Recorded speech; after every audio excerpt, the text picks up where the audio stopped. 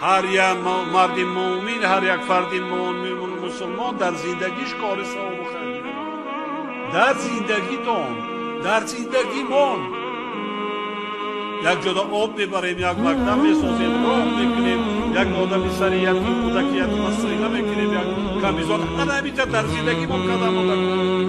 بعد مردیم رفتیم اونجا بعدم ترازده میکشن دیگه، بعد میم اون طرف اولاد به خدا اکن جواب سوال تا میگو اون چیزی که برای مایت برای مردگان میکنن غیر آیت قرآن دیگه یگان چی نمیره.